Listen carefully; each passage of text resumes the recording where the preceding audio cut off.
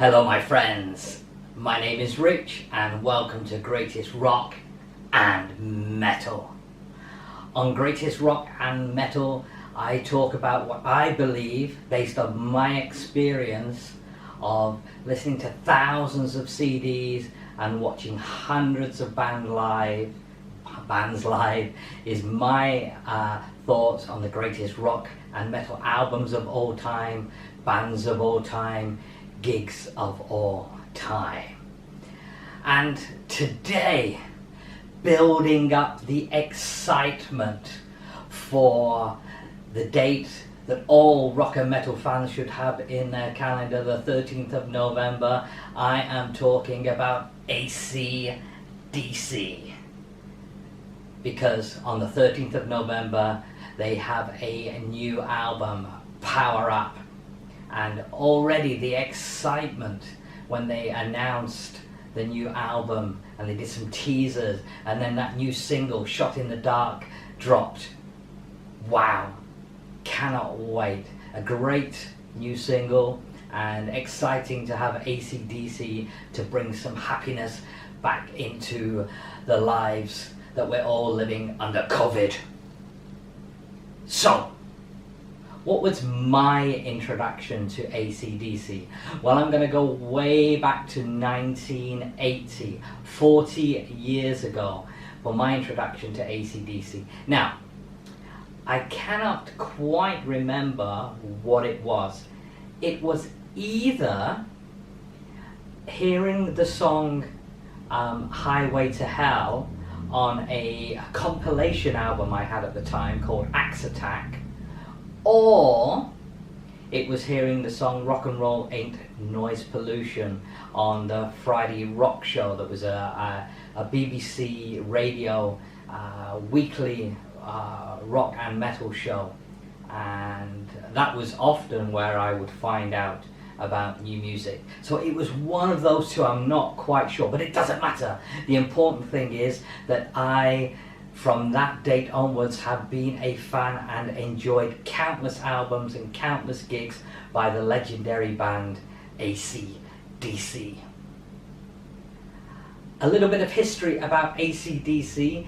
Their first album, this one here, titled High Voltage, was released only in Australia first of all, and it was released in 1975, and it took a while for AC/DC to gather some momentum. They started in Australia, but actually the main genesis of the band was from Scotland in the UK, where the two brothers Angus and Malcolm Young were originally born, and then they moved to Australia at a later date when they were younger. So time ticks on. They put out a few albums, very good albums. Now they're releasing them worldwide, but the big break came in 1979 with this absolute classic album, Highway to Hell, featuring the legendary song Highway to Hell, and of course it was really the start of the devil horns. As you can see, Angus wearing the devil horns in the photo on the cover. Then they went into the stratosphere.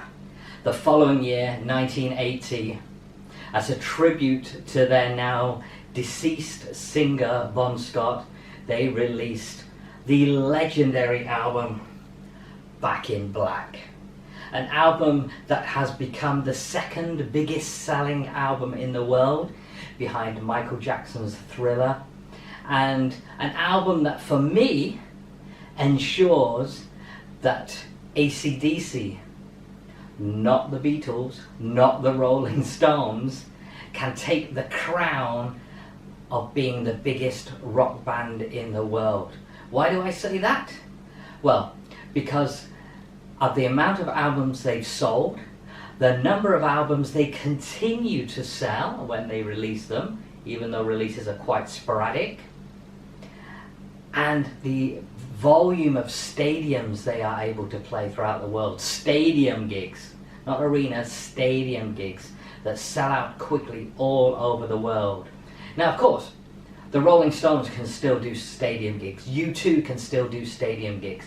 But I don't believe they sell the kind of albums that AC/DC still are able to do with their newer material. The Beatles, of course, their career was never long enough. Of course, their albums continued to sell, but they were never really a concert band. So that's why I say AC/DC are the biggest rock band there has ever been. So, let's go more back into my introduction. And the album that I want to talk about today is actually this one. Now, many will think this is a strange album to pick. This is the album released in 1983, titled Flick of the Switch. Now, the reason I picked this one is because, again, this is my history. And this album is the tour that I first was able to see AC/DC on. This is the tour shirt, the Flick of the Switch European tour shirt, which actually only had one date in the UK. And that date was this one, the Monsters of Rock Donington Festival in the following year, 1984. We'll talk more about that later. So let's have a look at Flick of the Switch. The album was produced by the band themselves. Now, prior to that, their three legendary albums prior to that, which had been Highway to Hell, Back in Black, and then For Those About to Rock, they had been produced by an amazing producer who's got a list of credits, well, it goes on forever, of amazing albums, a guy called Matt Langer. But here the band went out on their own. It was a very different sounding album. This was more of a raw, almost live in the studio type of album. But for me, it still has some great songs on it. And the four tracks that I will pick as my favourite ones, the first I'm going to pick was actually track 6 on the album, and I think it started the second side of the album when it was vinyl days, and that track is Guns for Hire. For me, the best song on the album, and will always be etched in my mind because that was the opening song that they played for that gig at Donington. Got a great chorus. I got guns for hire, shoot you with desire. And Guns for Hire, for me, will always be the number one track on here. Flick of the Switch, the title track, and also a brilliant song, another brilliant chorus, sing-along song, some great guitar playing on this from Angus, some lead guitar playing from Angus, and thoroughly recommended. I would also go for excuse me, the first track on the album, A Rising Power. Like most AC/DC, if not all AC/DC albums, the first track is always a cracking track, and Rising Power does not disappoint with yet another brilliant sing-along chorus. The last track I would recommend on this album, and then it gets a bit tricky because they all kind of fall into a similar vein in terms of not standout, but all very good tracks. I would probably go for, let's go for Deep in the Hole, again because a very memorable chorus. Deep in, deep in, deep in the hole. Yeah, so I'm going to go for that one.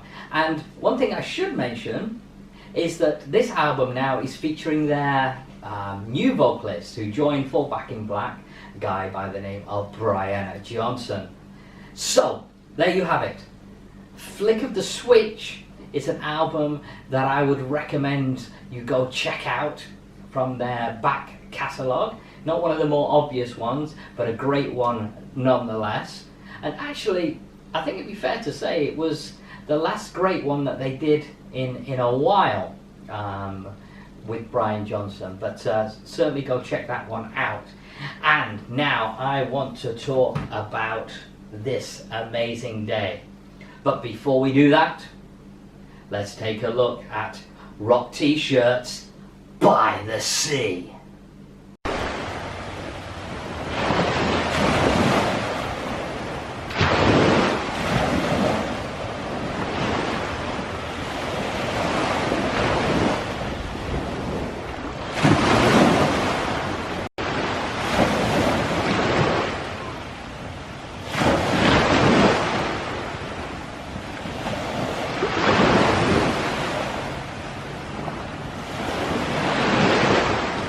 Hope you enjoyed that. So now let's talk about the legendary 1984 Monsters of Rock Festival at Castle Donington, and specifically about AC/DC. This is the ticket from that day. 15 English pounds. Bargain. Wow, if you go to festivals today, you're talking well over £100. And okay, the festivals might be 3-day festivals, but look at the lineup that was crammed into this one-day festival. AC/DC, of course, the headliner. Van Halen with David Lee Roth, second on the bill. Third on the bill, but not shown on the shirt for some strange reason, is Ozzy Osbourne on his Bark at the Moon tour. Then we had Gary Moore. This was in his rock days before he started to go blues guitarist style. Y&T, German band Accept, and then opening the bill that day was a little known band by the name of Motley Crue. One of the biggest regrets in my concert going history, missing Motley Crue that day. Through no fault of my own, I was travelling by coach, and the queues to get into the festival that day were horrendous, and the coach didn't really leave early enough, so we were late and missed the Crue. However, I did see them on subsequent tours, but still very disappointing to miss their UK debut. However, all the other bands made up for it, and especially AC/DC. Here is the tour book, the programme from that day, and Ozzy Osbourne does appear in this, so I don't know why he was missed off the shirt. And inside I have some reviews from Sounds and Kerrang magazine. There's a picture of Angus taken from the show, and the tour book itself features all of the bands, of course, and then inside, center spread is AC/DC. On the back page, there is an advertisement for their single at the time, Nervous Shakedown, which could have been, from Flick of the Switch. That could have been my 4th pick as a recommended track. It's very close between that and Deep in the Hole, but they're equally as good, to be honest. So, the set list on the day, I can't remember it, of course, it was 40 years ago, but let's have a look at the set list. Now, AC/DC set lists do not change very much, so you will always be guaranteed, you go to an AC/DC show, you're gonna hear the classics. They started the show, as I mentioned earlier, with a track from Flick of the Switch. They started with Guns for Hire. Straight into, let me just mention that. Again, one of the memories that will forever stick in my mind is the sight of Tiny Angus slap bang high up in the middle of the stage, starting the show on his own, playing the opening riff. Dry Ice around him, I think it was as well. A spectacular opening to the show, so exciting, and the excitement continued throughout. AC/DC do not do bad live concerts. It's always a fantastic time watching AC/DC live. So we then had Shoot to Thrill, Sin City, Back in Black, Bad Boy Boogie, Rock and Roll Ain't Noise Pollution. Then another track from Flick of the Switch, the title track, Flick of the Switch, Gonna Blow You Sky High. Then we had Hell's Bells, and of course, The bell made an appearance, the giant bell coming down, Brian Johnson the singer swinging about on the bell as they sing and play that classic track. Then we had the big sing-along, the Jack. She's got the Jack, do-do-do. Have a Drink on Me. Highway to Hell was next, followed by Dirty Deeds, Done Dirt Cheap.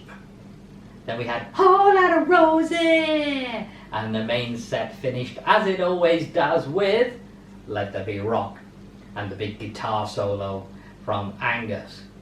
And they came back for what has been the encore for many, many years, coming back to do TNT, Oi, Oi, Oi, from the first album, and finishing, of course, with the Giant Cannons and For Those About to Rock. We salute you. A brilliant show, but like I said, AC/DC do not do bad shows. I pray that we get the chance, all of us, for just one more tour at least from AC/DC to celebrate their new Power Up album. We'll have to see what happens.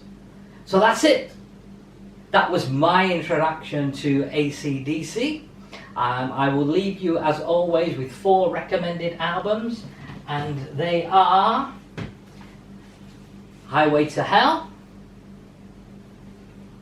of course, excuse me, Back in Black, and then a couple more that I would choose would be Power Age.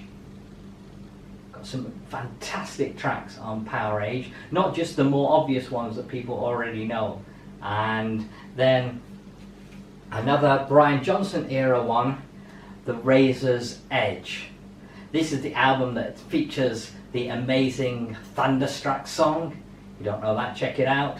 And then you've got other brilliant tracks like Fire Your Guns, Money Talks, Are You Ready? Great tracks on this album, often overlooked album. So there you have it. That's AC/DC.